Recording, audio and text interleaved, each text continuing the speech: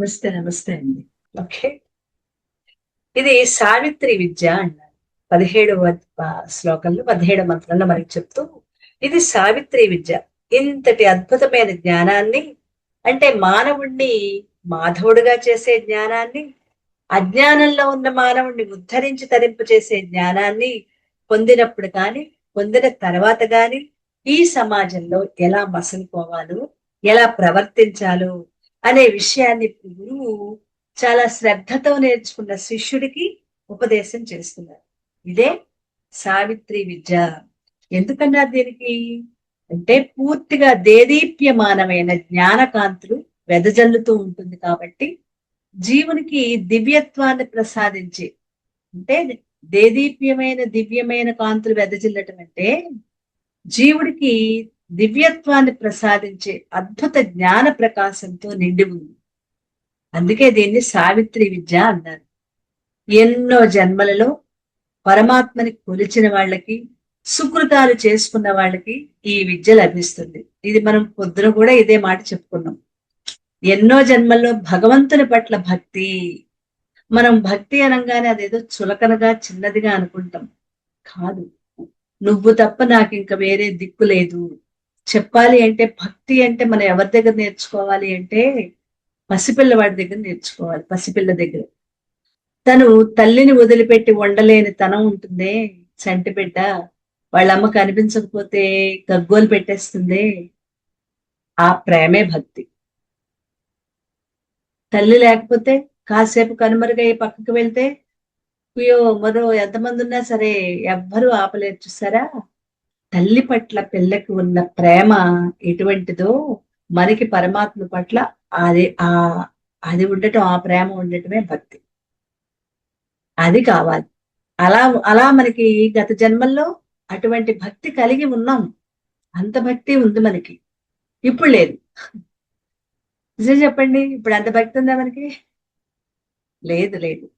కానీ ఆ భక్తే ఇప్పుడు ఈ ఉపనిషత్తుల అధ్యయనానికి, నేర్చుకోవటానికి, అవగాహన చేసుకోవడానికి ఉపయోగపడింది. సుకృతాలు చేసుకున్న వాళ్ళకే ఈ విద్య లభిస్తుంది. ఈ విద్యను ఆర్జించినందువల్ల ఎవరైనా తాము అనేక జన్మలలో పుణ్యకార్యాలు చేశామని, గురుసేవ చేశామని, ఎంతో భక్తితో భగవంతుణ్ణి ఆరాధించామని అర్థం చేసుకోవచ్చు. ఎందుకంటే నిన్న మనం చెప్పుకున్నాం, మళ్ళీ చెప్పుకోకర్లా. కానీ ఇలా చెప్పుకోవటం వల్ల మన మీద మనకు ఒక నమ్మకం ఏర్పడుతుంది. ఎస్, నేను సరియైన మార్గంలో ఉన్నాను. గత జన్మలలో నేను ఎంతో చేసుకోబట్టే ఇవాళ ఇది నేర్చుకోవడానికి నాకు అర్హత కలిగింది.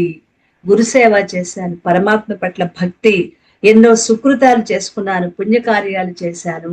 అందుకే ఈ రోజు నాకు ఈ సావిత్రి విద్య నేర్చుకోవటానికి అర్హత కలిగింది. ఇంతటి అద్భుతమైన, అపురూపమైన, దుర్లభమైన, జీవితాలను తరింపచేసే వేద విజ్ఞానాన్ని, పాండిత్యాన్ని తమ తమ బుద్ధిలో పదిలపరుచుకున్న వాళ్ళు అంటే మనం ఎలా ప్రవర్తించాలి? తన కోసం కానీ, ఇతరుల కోసం కానీ, ఏ అల్పమైన లౌకిక వస్తువుల కోసం కానీ, లౌకికమైన విషయాల అనుభవం కోసం కానీ, వాటి ప్రయోజనం కోసం కానీ ఎవ్వరిని, ఏ ఒక్కరిని కూడా అంటే చిన్న చిన్న వాటికే ప్రశంసించటం, కీర్తించటం, అలాగే అపవాదులు వేయటం, నిందించటం, ఇలాంటివి చెయ్యకుండా ఉండాలి. అలాంటి నీచమైన పరిస్థితులు తెచ్చుకోకుండా ఉండాలి. అలాంటివి ప్రయోగించకుండా మనం ఆ స్థితికి దిగజారిపోకుండా ఉండాలి. మన ప్రయోజనం కోసం అని చెప్పి ఇతరులను పొగడటం, వాళ్ళని పైకెత్తటం, అలాగే మనకి కష్టం కలిగింది కదా అని వాళ్ళని నిందించటం, అలాంటివి చెయ్యకూడదు. ఇంత గొప్ప జ్ఞానాన్ని పొందుతున్న మనం సంయమనం పాటించాలి. సర్వము తానే అనే పరిపూర్ణ జ్ఞానం కలిగిన వ్యక్తి తాను పరబ్రహ్మమే, అలాగే ఉన్నదంతా ఒకే ఒక పరబ్రహ్మం, దానికన్నా అన్యంగా మరేం లేదు అని గ్రహించిన వాళ్లే మహాజ్ఞాని. ఇంకా ఈ లోకంలో అలాంటి జ్ఞాని ఏ వేటి కోసం ఆశించి, ఏ ప్రయోజనాల కోసం ఆశిస్తాడు?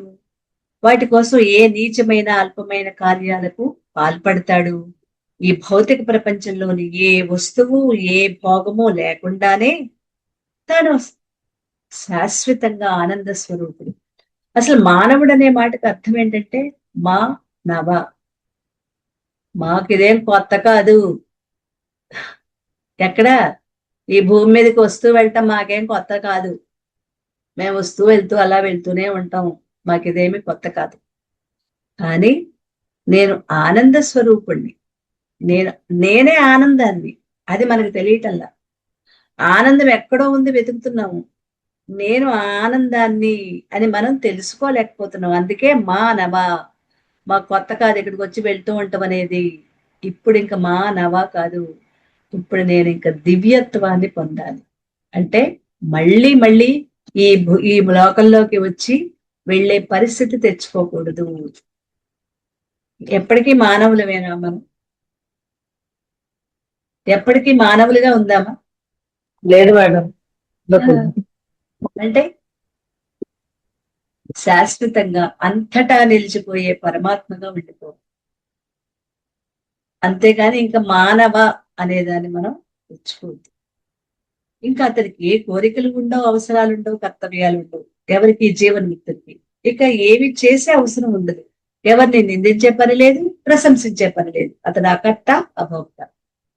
అది సామాన్యుడైతే ఏదో పొందాలి, కోరిక తీర్చుకోవాలి అనుకున్నప్పుడు నువ్వు ఇంద్రుడివి, చంద్రుడివి అంటూ అందరినీ పొగుడుతూ ఉంటారు. అలాగే తన ఈ కష్టం వచ్చినప్పుడు ఇతరులని నిందిస్తూ ఉంటారు. ఒకవేళ ఎవరైనా ఈ దివ్య జ్ఞానాన్ని పొందిన తర్వాత కూడా ఇంకా ఈ అల్పమైన ప్రయోజనాల కోసం వాళ్ళు చూస్తూ ఉంటే వాళ్ళు సరిగ్గా అవగాహన చేసుకోలేదు. విన్నారు గాని అర్థం చేసుకోలేదు. నోటికి చిలకలాగా పలుకుతున్నారు ఉపనిషత్తులు, కానీ తన అనుభవంలోకి తెచ్చుకోలేదు. అలా అనుభవంలోకి తెచ్చుకున్న వాళ్ళకి ఇతరుల మీద ఆధారపడటం అంటే వాళ్ళని ప్రశంసించటం, నిందించటం, వాళ్ళ ప్రాపకం కోసం ఎదురు చూడటం లాంటివి ఏవి ఉండవు. వేదాంతాన్ని వినటానికి, చెప్పటానికి తప్ప నా కోసం కాదు అని అనుకునే వాళ్ళకి, ఆ లౌకిక ప్రయోజనాల కోసం ఎదురు చూసే వాళ్ళకి ఈ విద్య అబ్బదు, పట్టుబడదు. తెలివైన సాధకుడు ఈ అద్భుతమైన జ్ఞానాన్ని తన సొంతం చేసుకున్న తర్వాత తన సర్వస్వం పరమాత్మే, భగవంతుడు. అంతే తప్ప ఈ లౌకికమైన, ఈ జడమైన, అనిత్యమైన, భౌతికమైన అనుభవాలు, ప్రయోజనాలు ఇవేమీ కాదు అని తెలుసుకుంటాడు. పరమాత్మ కోసం తప్ప ఇంక వేటి కోసం పాకులాడు. అందుకే ఎవరిని ప్రశంసించడు, నిందించడు. ప్రశంస అంటే పొగట్టం. ప్రశంస, ప్లస్ శంస. ప్రశంస అంటే నిందించటం. ఒకే పదంలో రెండు అర్థాలు ఇమిడి ఉన్నాయి. ప్రశంస అంటే పొగడటం, ప్రశంస అంటే వాళ్ళని నిందించడం. ఈ రెండు ఉండవు. మరి ఈ అద్భుతమైన ఈ ఉపనిషత్తుని ప్రాతకాలంలో ప్రతిరోజు పఠిస్తే ఫలితం ఏంటో 18 మంత్రాల్లో తెలుసుకుంది. 15-16 మంత్రాల్లో అష్టాక్షరి మంత్రం వల్ల రకరకాల పాపాలు, చివరికి పంచమహాపాతకాలు కూడా పోతాయని కదా నిన్న మనం తెలుసుకున్నాం. కష్టాలు, నష్టాలు పోతాయి. మరి ఏమిటిలా? మరి మనకు వచ్చే లాభం ఏమిటి? చివరి 2 మంత్రాల్లో వివరించుకుందాం. ఏతాం మహాభాగః ప్రాతః పఠతి స భాగ్యవాన్ జాయతే పశూన్ విందతి. ఏ అదృష్టవంతుడు ఈ ఉపనిషత్తును ఉదయం పఠిస్తాడో అతడు భాగ్యవంతుడవుతాడు, పశువులని పొందుతాడు, వేదార్థాలను తెలుసుకుంటాడు. మనం పూజలు చేసేటప్పుడు గోబ్రాహ్మణేభ్య శుభమస్తు నిత్యం లోకా సమస్త సుఖినో భవంతు విన్నాం కదా ఎప్పుడైనా. అంటే దేశం సుభిక్షంగా ఉండాలి అంటే గోబ్రాహ్మణేభ్య శుభమస్తు నిత్యం అంటారు. గోవులు బ్రాహ్మణులు ఏ వాళ్ళేనా జీవులు, మిగిలిన వాళ్ళు కాదా? అంటే బ్రాహ్మణులు మనకి వివరించి చెప్పటానికి, తను అధ్యయనం చేయటానికి, అధ్యాపనం చేయటానికి. బ్రాహ్మణుడు అంటే పుట్టుకతో బ్రాహ్మణుడా ఇక్కడ చెప్పేది? గుణాలతో బ్రాహ్మణ వర్ణం.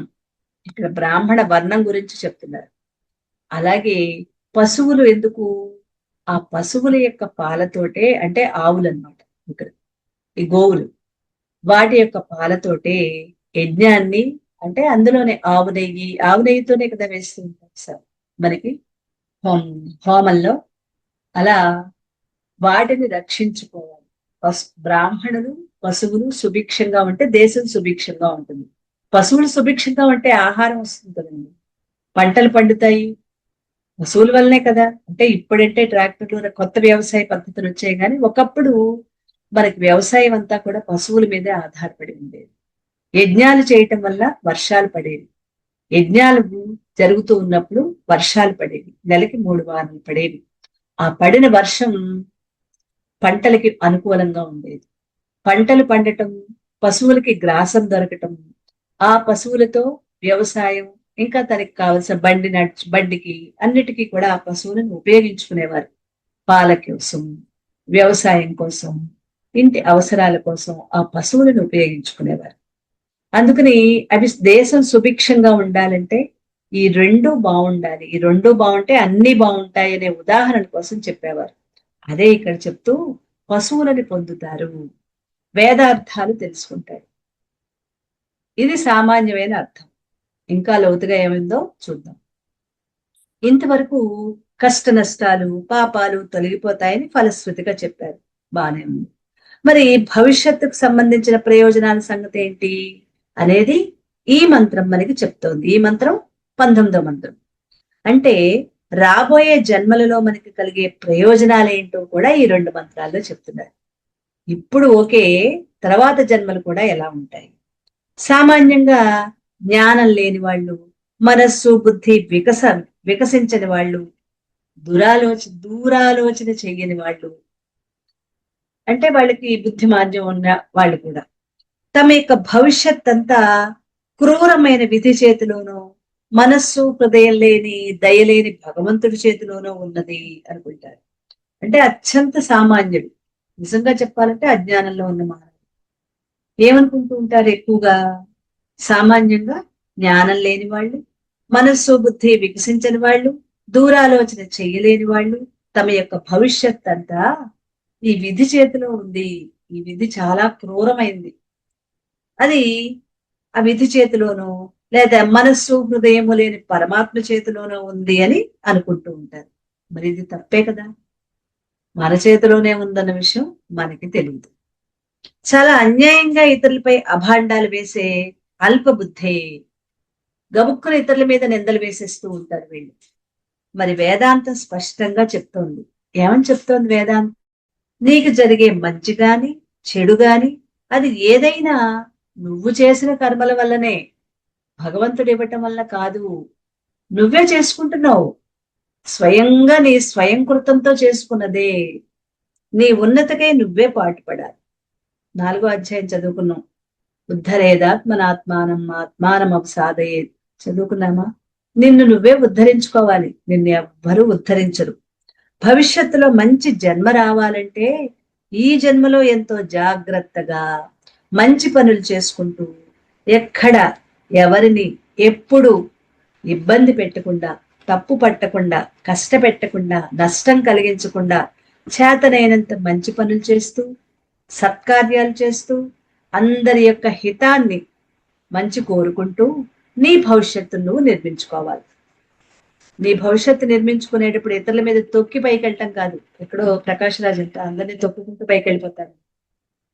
అందరికీ సహాయపడుతూ, వాళ్ళ మేలు కోరుకుంటూ, అందరూ బాగుండాలి, అందులోనే ఉండాలి. ఇంకా మనం ఎప్పుడు కోరుకునేది ఏంటంటే, మన మనస్సులోకి కానీ, మన ఆలోచనలోకి కానీ, మన చూపుకు కానీ ఎవరైనా కనిపిస్తే శుభం, వీళ్ళు బాగుండాలి. మనసులో ఒక చిన్న ఆలోచన వదిలిపెట్టాలి, వీళ్ళందరూ బాగుండాలి. మన మాటల్లో ఎప్పుడు కూడా ఎలా ఉండాలంటే మీరంతా బాగుండాలి. మొదట్లో అది నాలుగు చివరి నుంచి రావచ్చు, అంటే భావన లేకపోవచ్చు, కానీ తర్వాత భావన వస్తుంది.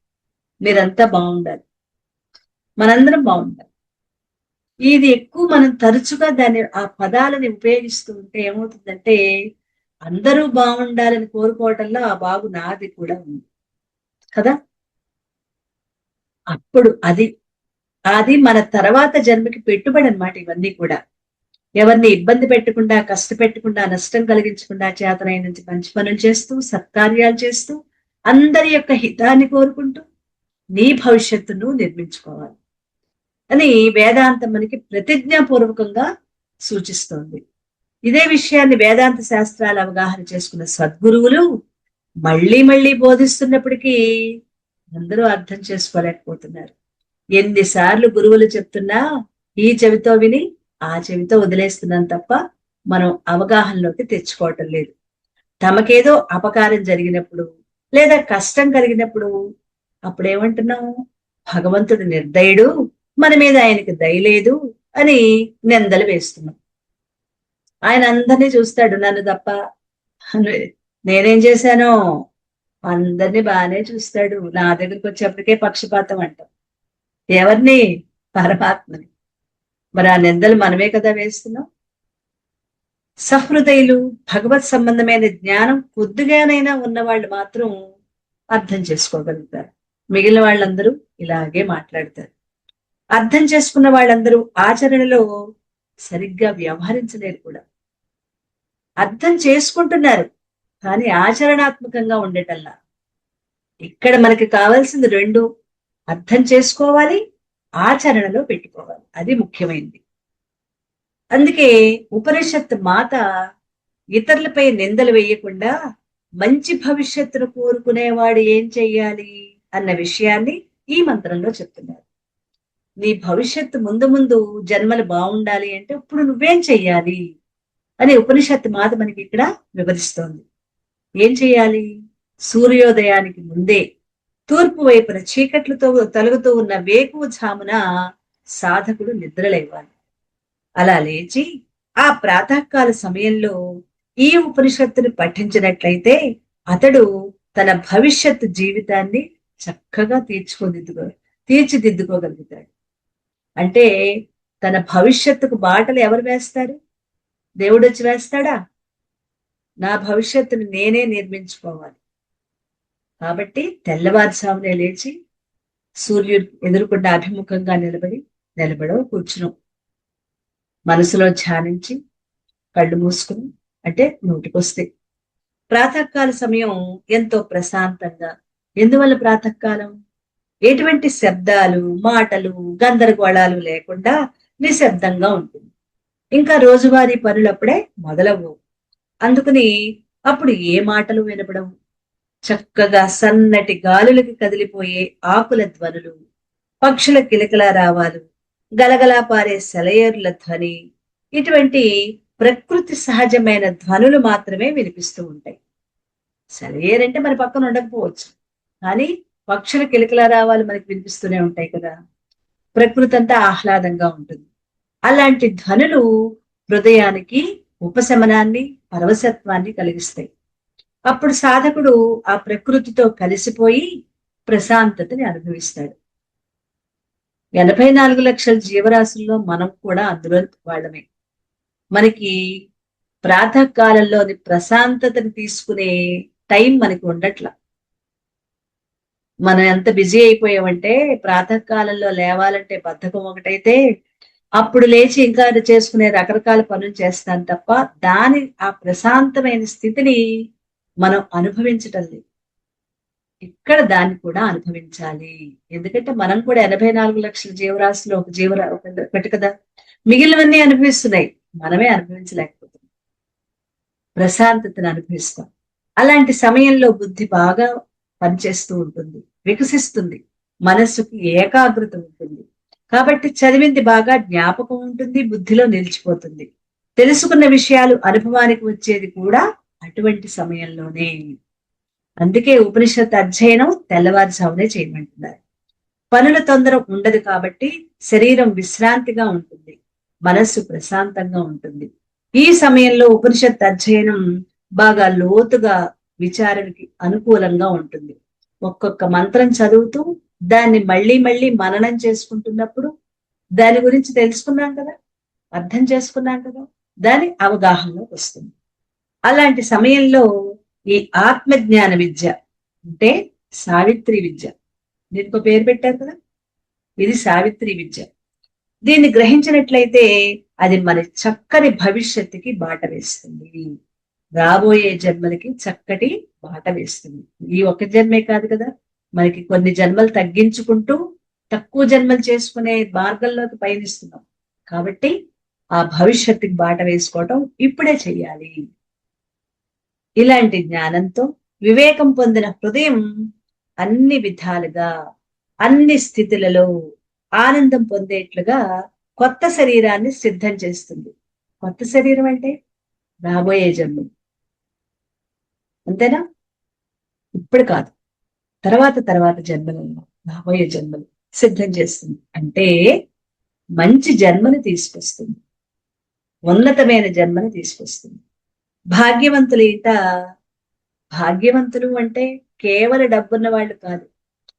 శుచీనాం శ్రీమతాం గేహే, ఇంకెన్నో అధ్యాయంలో 5వ అధ్యాయంలో వచ్చినట్టుంది. శుచివంతుల శ్రీమంతుల ఇళ్లలో జన్మిస్తారు. రాబోయే శ్లోకాల్లో చెప్పుకుందాం, దాని గురించి వచ్చినప్పుడు చాలా వివరంగా చెప్పుకుందామండి. యోగ మనం ఈ అభ్యాసం చేస్తూ సాధన చేస్తూ చేస్తూ సాధకులమైన మనం జారిపోతే ఈ జన్మలో జారిపోయాం. చేస్తున్నాం, వింటున్నాం, కానీ లౌకికమైన విషయాలలో, కుటుంబ విషయాలు, బయట విషయాలు మన ఉక్కిరి బిక్కిరి చేస్తూ ఉన్నప్పుడు ఈ సాధనను వదిలేసాం. కొంత చేసాం, వదిలేసాం, శరీరం వదిలేసాం. అప్పుడేమవుతుంది? తర్వాత జన్మ అక్కడి నుంచి అందుకునే కుటుంబాల్లో జన్మిస్తాం. అక్కడి నుంచి అందుకోవటానికి అంటే కుటుంబ పరిస్థితులు నేపథ్యం కూడా, తర్వాత జన్మలలోని నేపథ్యం కూడా మనకి అనుకూలంగా ఉండే జన్మలు వస్తాయి. సాధన చేస్తూ చేస్తూ కొన్ని కారణాల వల్ల మనం వదిలేసిన తర్వాత జన్మ అక్కడ అందుకునే పరిస్థితులు ఉన్న నేపథ్య కుటుంబాలలో జన్మిస్తాం. అలాగే సాధన తీవ్రంగా ఉంది, కానీ చాలా బాగుంది సాధన, కానీ ప్రారంభ కర్మలు పూర్తయిపోయాయి. అప్పుడేమవుతుంది? శరీరం వదిలి వెళ్ళిపోతుంది. అప్పుడు కూడా ఇంకా వాళ్ళకి ఎక్కువ జన్మల అవసరం ఉండదు కాబట్టి అప్పుడు కూడా యోగుల కుటుంబాలలో, ధ్యానుల కుటుంబాలలో, అంటే ఈ నేపథ్యం ఉన్న కుటుంబాలలో జన్మ తీసుకుని అక్కడి నుంచి చిన్న వయసులోనే దాన్ని అందుకుని అక్కడి నుంచి సాధనలు ముందుకు వెళ్ళాలి. కాబట్టి ఇప్పుడు చేసే ఏ సాధన కూడా అదేది కూడా వేస్ట్ అవ్వదు. దానివల్ల నష్టమైతే ఏమీ లేదు, ఉపయోగమే. ఇది మాత్రం మనం బాగా అవగాహన చేసుకోవటానికి ఇంత వివరంగా చెప్తున్నారు. అందుకే ఈ మంత్రంలో లౌకికమైన భోగభాగ్యాలు కలుగుతాయని, పశు సంపద కలుగుతుందని, లేదా వృద్ధి పొందుతుందని, సర్వ సంపదలు సమకూరుతాయని ఫలశ్రుతి చెబుతున్నారు. ఈ సంపదలను లెక్కలేసుకుని తూకాలు కలతలు నిర్ణయించుకోరాదు. ఈ జన్మలో కూడా బాగుంటుంది, అంతా బాగుంటుంది, కానీ వీటికంటే ఈ లౌకికమైన ప్రయోజనాల కంటే మనకు కావలసినవి ఏంటి? మనకి కావలసిన ప్రయోజనాలు ఆత్మ చైతన్యం, ఉన్నతమైన ప్రయోజనం. అంటే ఈ జన్మకే కాదు, తర్వాత జన్మలకి కూడా బాట వేసుకునే ప్రయోజనం మనకి కావాలి. అందుకే నీకు ఆనందాన్ని ఇవ్వని, భయాన్ని కలిగించి నిద్రకు దూరం చేసే కోట్లాది ధనం, ఇతర సంపదలు ఇవి కాదు సంపదలు. అవి సంపదలుగా పరిగణించబడవు. నీకు కోట్లాది ధన సంపదలు ఉన్నాయి, కానీ నిద్రపోతే ఎవరు అంటే నిద్ర అంటే నిద్ర పట్టదు, ఇంకా వాటి మీద ఆలోచనలు, దాన్ని పెంచుకోవాలనో జాగ్రత్త పరుచుకోవాలనో, అవేవి సంపదలు కావు. అంతేకాకుండా ఇలా అధ్యయనం చేయటం వల్ల జ్ఞాన భాండాగారమైన వేదాలలోని రహస్యార్థాలు తెలుసుకుని గొప్ప జ్ఞాని అవుతావు. ఇది పారమార్థిక ప్రయోజనం. పారమార్థిక అంటే మనం ఆత్మజ్ఞానానికి సంబంధించిన ఈ ప్రయోజనాలు ఇలా ఉంటాయి. కేవల భౌతిక సంపదలు మనిషిని ఒక రాక్షసుడిగా మార్చచ్చు, దుర్మార్గానికి దారి తీయచ్చు. కానీ జ్ఞానం కలిగిన వాడి చేతిలో సంపదలు తనని, దేశాన్ని కూడా రక్షిస్తాయి, సరిగ్గా ఉపయోగిస్తాడు. అదే మన వాళ్ళు చెప్తారు, లక్ష్మీ సరస్వతి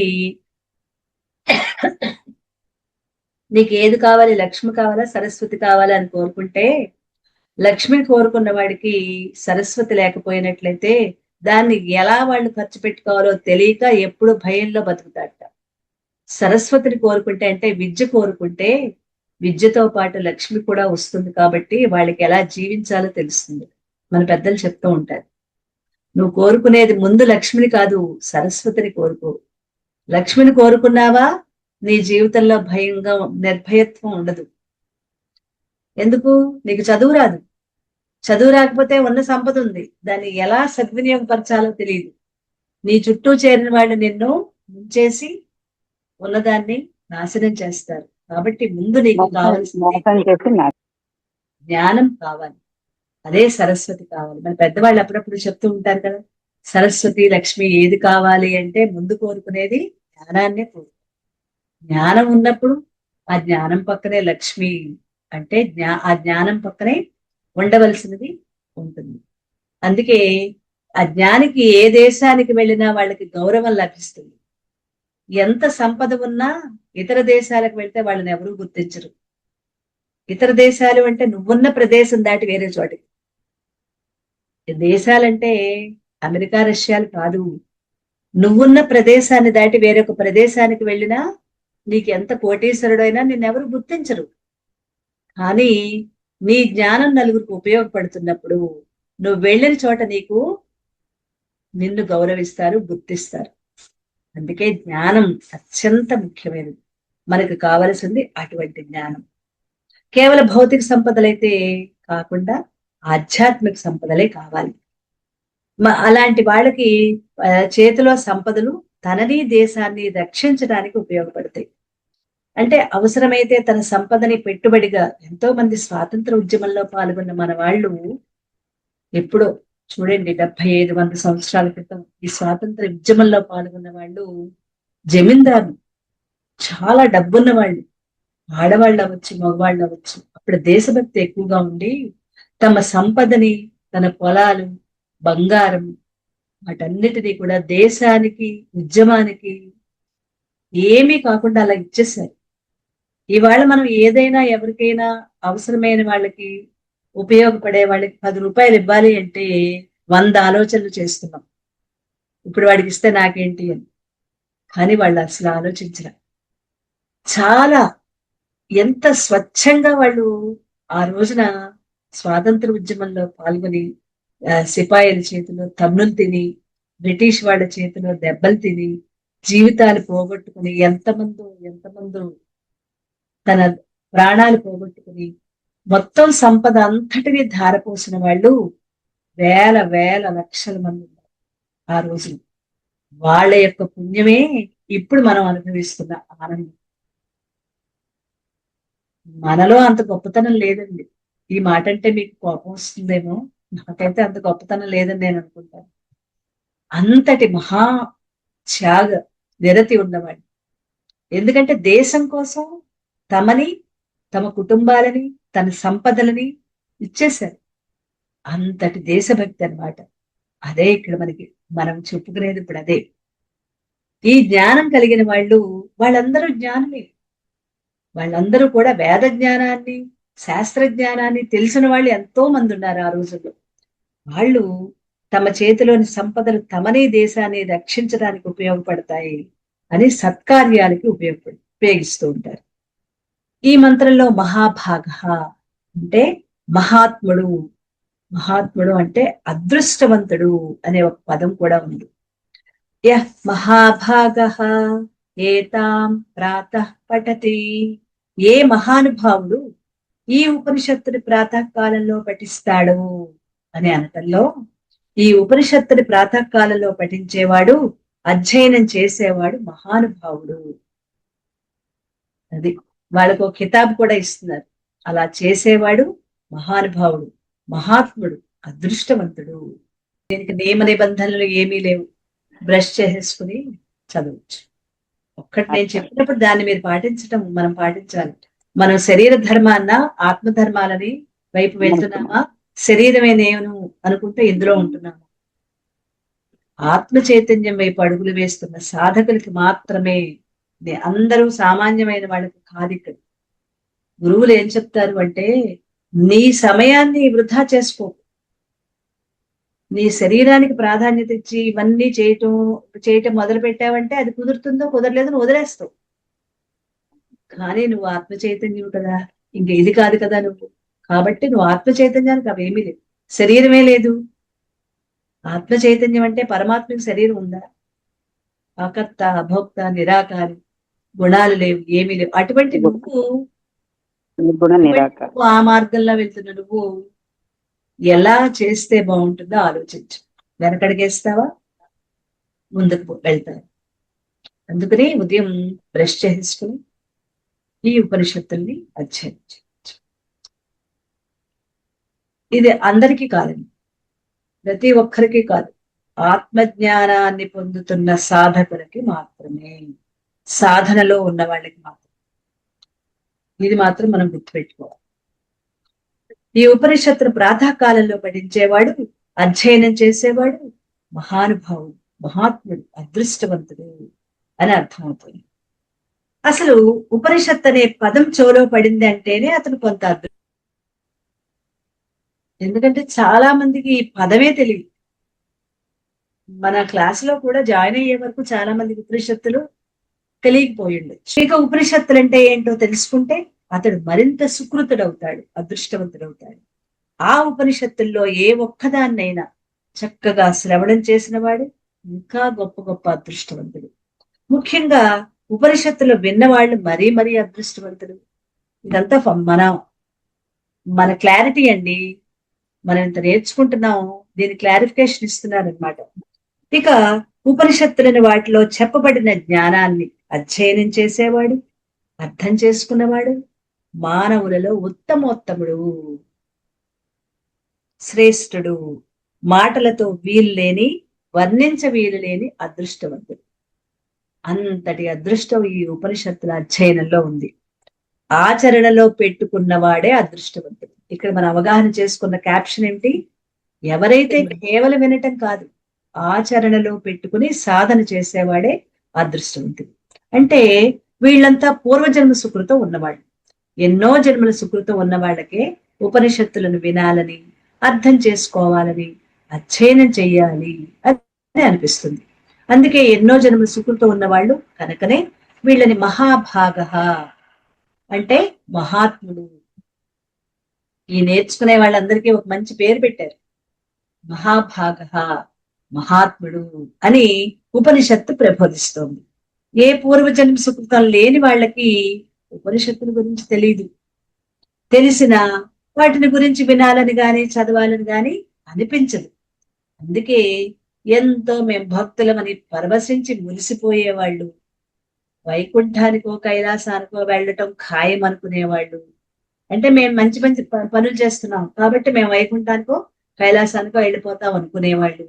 నిరంతరం పూజా పునస్కారాలతో దైవ భావాలతో గడిపేవాళ్ళు కూడా ఉపనిషత్తుల జోలికి వెళ్ళరు. వాళ్ళు కూడా ఈ ఉపనిషత్తులు అంటే ఏంటో తెలియదు. వాళ్ళు మంచి పనులు చేస్తారు, రోజు గంటలు గంటలు పూజలు చేస్తారు, వ్రతాలు, నోములు, యజ్ఞాలు అన్ని చేయించుకుంటారు. కానీ ఉపనిషత్తులు అంటే ఏంటో కూడా వాళ్ళకి ఆ జోలి అటువైపే తిరగదు. దీనికి కారణం ఏంటి? వాళ్ళకి పూర్వజన్మ సుకృతం లేకపోవడం. ఆ సుకృతం లేకపోవటం అంటే వాళ్ళ అసుకృత ఏమిటా సుకృతాలు అన్నవి తర్వాత శ్లోకంలో చెప్తూ 3 పూట్ల ఉపనిషత్తుల పఠనం, జపం వల్ల ప్రయోజనాలు అది చెప్తున్నారు. అవేంటో 19వ మంత్రంలో చూద్దాం. 3 పూటలా చదవటం వల్ల ఏమిటి ప్రయోజనం, ఎప్పుడు చదవాలి, అసలు ఎందుకు చదవాలి, సూర్యుడి యొక్క గమనం ఎలా ఉంటుంది, ఇదంతా కూడా ఈ 19లో వస్తుంది. ఒకసారి చూద్దాం. త్రికాలమేతజ్జప్త్వా క్రతుశత ఫలమవాప్నోతి హస్తాదిచ్చే జపతి సమహామృత్యుం తరతి సమహామృత్యుం తరతి ఏవం వేద ఇత్యుపనిషత్. అంటే ఈ ఉపనిషత్తు యొక్క అధ్యయనం వల్ల ఎటువంటి ప్రయోజనం? 3 పూట్ల దీన్ని జపిస్తే 100 యాగాలు చేసిన ఫలాన్ని పొందుతారు. మనం మొదట్లో కర్మ సిద్ధాంతం అప్పుడు చెప్పుకున్నాం, 100 యజ్ఞాలు చేసిన వాడు ఇంద్రుడు అవుతాడు అని, ఇంద్ర పదవి లభిస్తుంది. అప్పుడు చెప్పుకున్నాం, గుర్తుందా మీకు? 100 యజ్ఞాలు చేసిన వాడు ఇంద్ర పదవిని అలంకరిస్తాడు. 3 పూట్ల దీన్ని జపిస్తే 100 యాగాలు చేసిన ఫలితాన్ని పొందుతాడు. ఆదిత్యుడు హస్తలో ఉండగా జపిస్తే అతడు మహామృత్యువుని దాటుతాడు. అంటే ఏంటో చెప్పుకుందాం, కంగారు పడకండి. అతడు మహామృత్యువుని దాటుతాడని 2 సార్లు చెప్పారు. సమహామృత్యుం తరతి, సమహామృత్యుం తరతి అన్నారు కదా. అంటే అతడు ఆదిత్యుడు హస్తలో ఉండగా జపిస్తే అతడు మహామృత్యువుని దాటుతాడు, అతడు మహామృత్యువుని దాటుతాడు. ఇలా ఎవరు తెలుసుకుంటారు? ఎవరు ఇలా తెలుసుకుంటారు?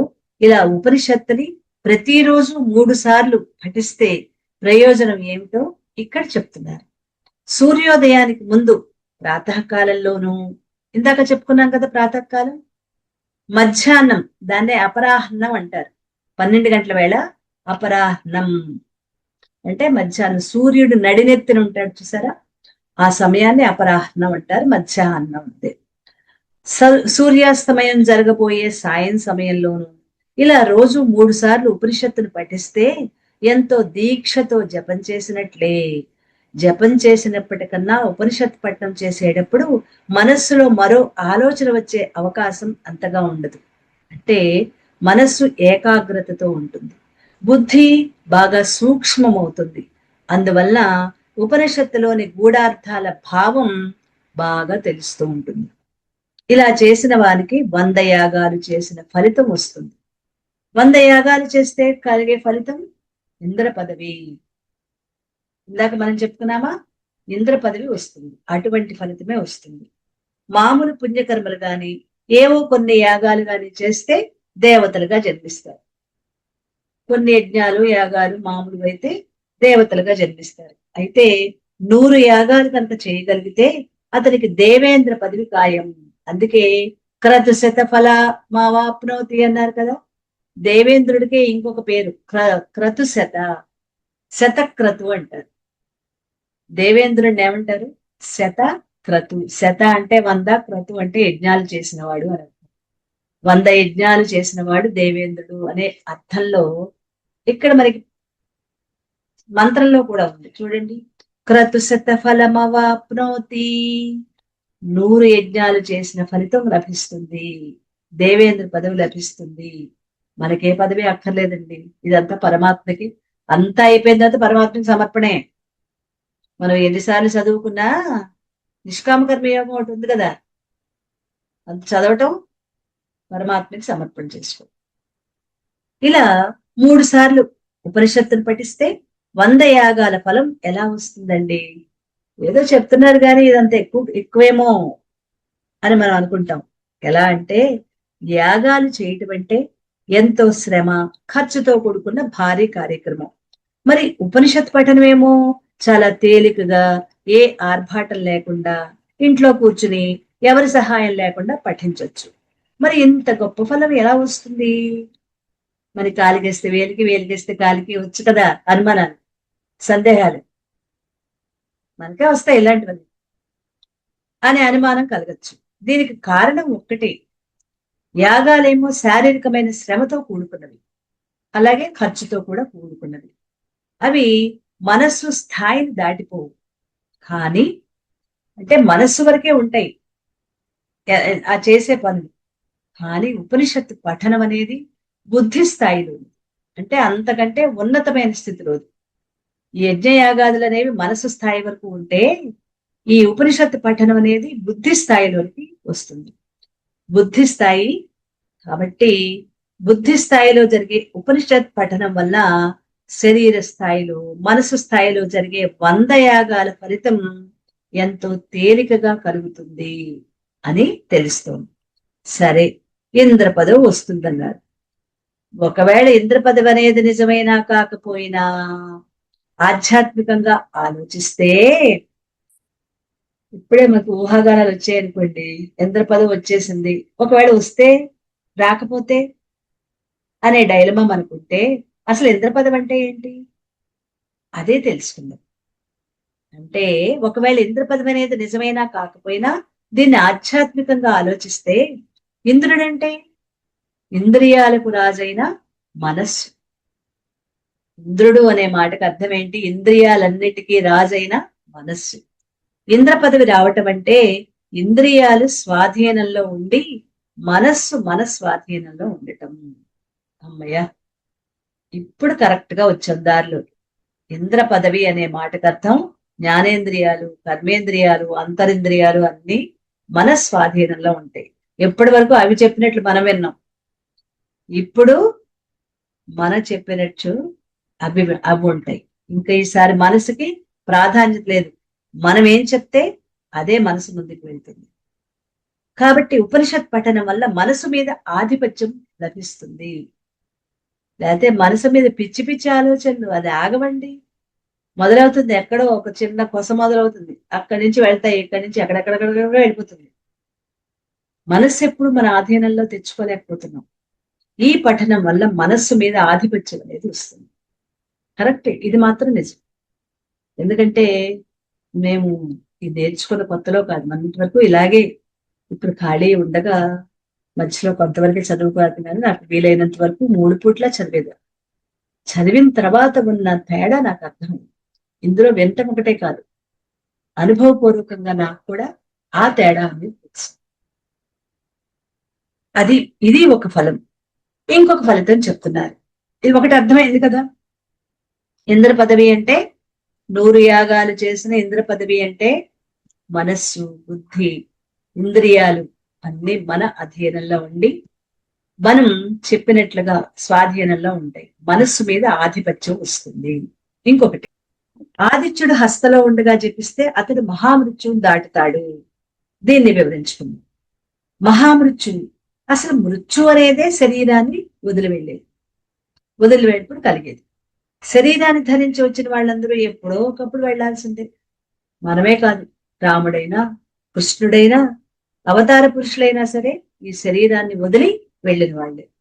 మృత్యువు లేకుండా చేసుకోవాలని రావణాసురుడు, కుంభకర్ణుడు, హిరణ్యకశిపుడు ఇంకా ఉన్నారు కదా, ఇలాంటి రాక్షసులు ఘోర తపస్సులు చేశారు. కానీ వాళ్ళకి కూడా మృత్యువు తప్పలేదు కదా. కాబట్టి ఈ మృత్యువు ఎవరికైనా తప్పదు. అది తప్పినందువల్ల నష్టమే గాని లాభం లేదు. నిజంగా మృత్యువు తప్పితే చూడండి, వేల వేల సంవత్సరాలు ఈ శరీరాన్ని నిలుపుకుని రోగాలతో రుష్టులతో మంచం మీద పడుకుంటే ఎలా ఉంటుందండి? ఎంత నరకం అది.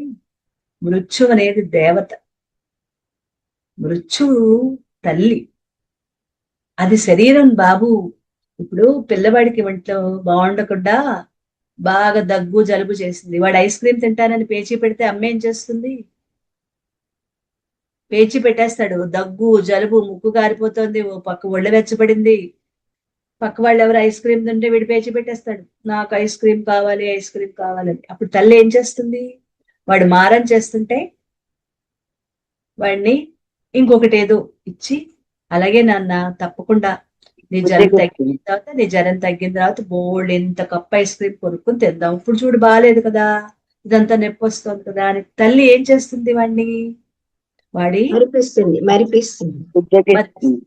మరిపించి అలా తల్లిలా ఈ మృత్యువు ఏం చేస్తోందంటే, ఈ దేహం జీర్ణం అయిపోయింది, నీకు అనుభవాలకి పనికి రావట్లేదు నాన్న, ఇది తీసేద్దాం, ఇంకో కొత్తది వస్తుంది అని తల్లిలాగా లాలించి ఈ శరీరాన్ని వదిలేట్టు చేస్తుంది. మృత్యు అనేది అందుకే శనివారం ఒక మంచి సబ్జెక్ట్ తో, వీలైతే శనివారం, రేపు మనకి మధ్యాహ్నం క్లాసులో తత్వబోధ అయిపోతుంది. మరణాన్ని మంగళప్రదం చేసుకోవటం అని ఇంతకుముందు ఆల్రెడీ చెప్పుకున్నాము, కానీ ఈ సబ్జెక్ట్ ఇంకొద్దిగా బాగుంటుంది, ఎవరు మిస్ అవ్వకుండా వినండి. అది ఎంత గొప్ప విషయం ఉంది. తల్లిలా లాలించి ఈ చిరిగిపోయిన పాడైపోయిన అనుభవాలకి పనికిరాని దేహాన్ని వదిలిచేటట్లు చేస్తుంది. రేపు కాదు, నెక్స్ట్ శనివారం. అదే ఆలోచించాను ఏం చెప్తున్నాను, అది మనకు అవసరం. అలా మృత్యువు తప్పినందువల్ల నష్టమే గాని లాభం అయితే ఏమీ లేదు. అందువల్లే ఇక్కడ మృత్యువుని దాటుతారు అని కాకుండా మహామృత్యువుని దాటుతారు. చూడండి, మృత్యువు వేరు, మహామృత్యువు వేరు. ఒకసారి మృత్యువు సంభవిస్తే ఆ దేహాన్ని వదిలి వెళ్ళిన జీవుడు మరికొంతకాలానికి ఇంకొక దేహంతో ఈ లోకంలోకి వస్తాడు కదా. ఒకసారి చనిపోతే సరిపోలా, మళ్ళీ దేహం తీసుకుని వస్తాడు. మళ్ళీ మళ్ళీ మళ్ళీ అంతే, మళ్ళీ మళ్ళీ కూడా అంతే. అంటే దేహాలు వస్తూ పోతూ ఉంటాయి కానీ జీవుడు మాత్రం, తన అహంకారం మాత్రం అలాగే ఉండిపోతుంది. ఇక్కడ అహంకారం అంటే జీవుడు అనమాట.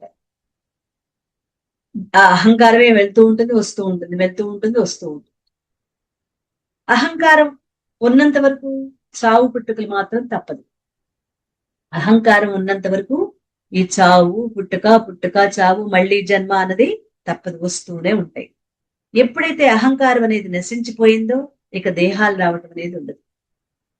అహంకారం నాశనంతో దేహాలన్నీ ఇంక పుట్టే అవసరం లేదు. అంటే జన్మ ఉండదు. అది మహామృత్యువు అంటే అది. మళ్ళీ పుట్టాల్సిన అవసరం లేదు. అహంకారం నశిస్తే ఇంకా జన్మ ఉండదు. అంటే అదే ఆఖరి మృత్యు, అది మహామృత్యువు.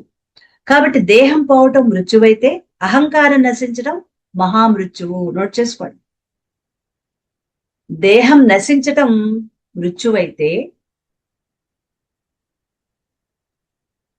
అహంకారం,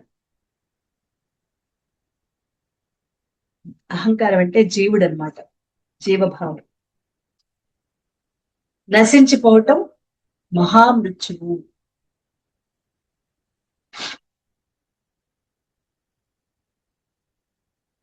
దేహం నశించడం అనేది మృత్యువైతే అహంకారం నశించిపోవటం అనేది మహామృత్యువు.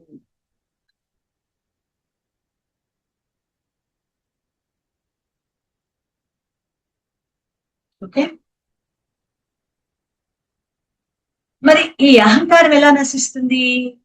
ఈ ఉపనిషత్ పఠనం వల్ల, బుద్ధితో విచారణ చేయటం వల్ల తన యథార్థ స్థితి పరమాత్మ చైతన్యం అని తెలుసుకున్న సాధకుడు అనిత్య విషయాల నుంచి మనస్సుని, అంటే ఈ ఇక్కడున్న అనిత్యమైన విషయాలు అన్ని అనిత్యమే కదా, ఒక పరమాత్మ నిత్యం, మిగిలినవన్నీ అనిత్యం అని అర్థం చేసుకున్న సాధకుడు మనస్సుని మరలించుకుని తీవ్ర వైరాగ్యంతో అన్ని ఆశలు కోరికలు వదిలి కేవలంగా ఉంటాడు.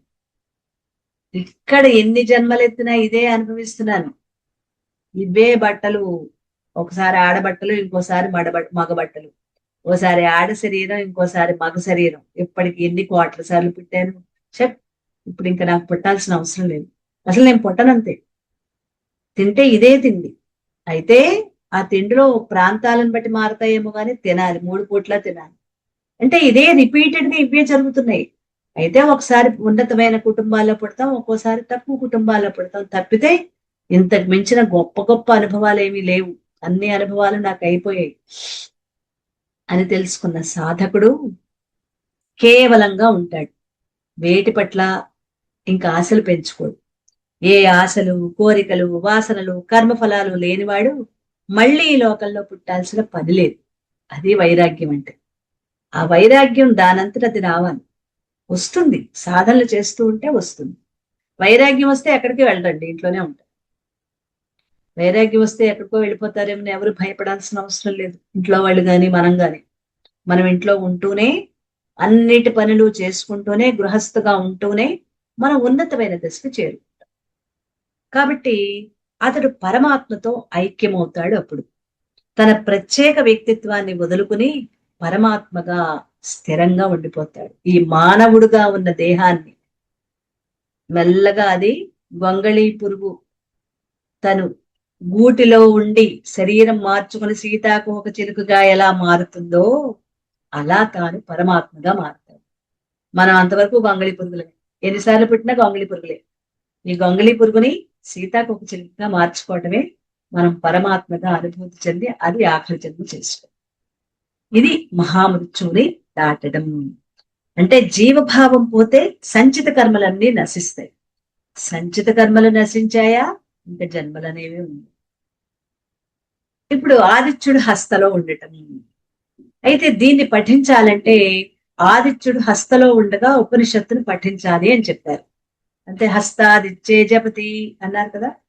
హస్త అనేది నక్షత్ర మండలం. అయితే హస్త అనేది నక్షత్ర మండలం. జూలై నెలలో సూర్యుడు దక్షిణాయనం ప్రారంభించినప్పుడు సూర్యుడు మొదట హస్త నక్షత్రంలో ఉంటాడు. జాగ్రత్తగా వినండి. ఎప్పుడు ఉంటుంది అంటే జూలై ఆగస్టు నెలల్లో వస్తుందన్నమాట. మళ్ళీ చెప్తుందాం. హస్త అనేది నక్షత్ర మండలం.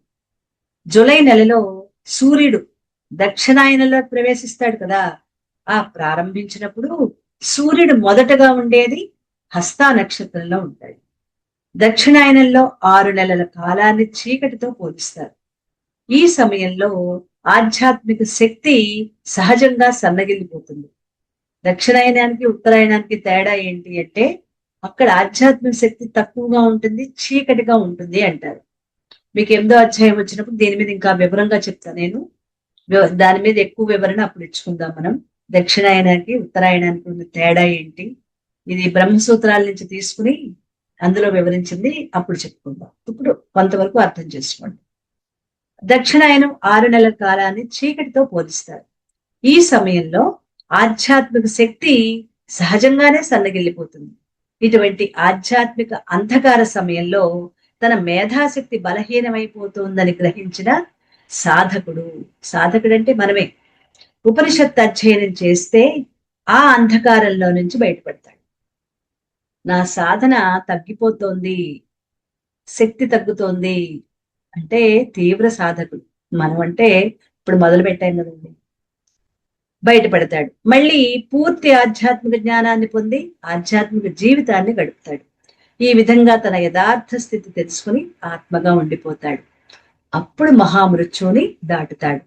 హస్తాదిత్య అనే పదాలకి ఆధ్యాత్మికంగా అంతరార్థాన్ని తీసుకుంటే అహంకార నాశనం.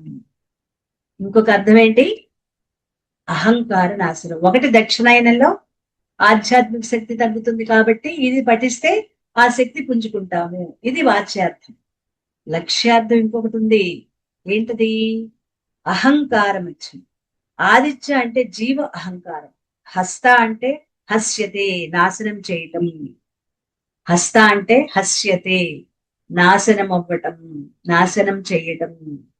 అంటే అనే పద నుంచి జీవ అహంకార నాశనమే హస్తాదిత్య. నోట్ చేసుకోండి. జీవ అహంకార నాశనమే హస్తాదిత్య. హస్త అంటే నాశించిపోవటం, ఆదిత్య అంటే అహంకారం, జీవ అహంకారం. ఈ జీవ అహంకార నాశనమే హస్తాదిత్య. ఇది లక్ష్యార్థం. రెండింటికి ఉన్న తేడా మనం అవగాహన చేసుకోవాలి, వాచ్యార్థానికి లక్ష్యార్థానికి. ఇప్పుడు హస్తాదిత్య అంటే అర్థమైంది కదా. ఓకే. అహంకారం నాశనం అయిపోతే ఇక మళ్ళీ కొత్తగా శరీరాన్ని తెచ్చుకునేది లేకుండా, ఇంకా తెచ్చుకోవాల్సిన అవసరం లేదు, తెచ్చుకోవాల్సిన అవసరం లేకుండా పోతుంది. కాబట్టి జననము లేదు, మరణము లేదు. ఇది మహామృత్యువుని దాటడం. అంటే ఈ ఉపనిషత్ పఠనం ద్వారా అహంకార నాశనం కావించుకుని మహామృత్యువుని దాటగలము అని గ్రహించాలి. ఈ వాక్యం 2 సార్లు పలికారు అంటే ఉపనిషత్తు ముగింపు మనం అవగాహన చేసుకున్నాం. ఇలా ఈ ఉపనిషత్తుని పూర్తి చేసుకున్నాం. ఓం శాంతి శాంతి శాంతి. ఈ రోజుతో సూర్యోపనిషత్తుని అవగాహన పూర్వకంగా అర్థం చేసుకుని ముగించుకుంటాం.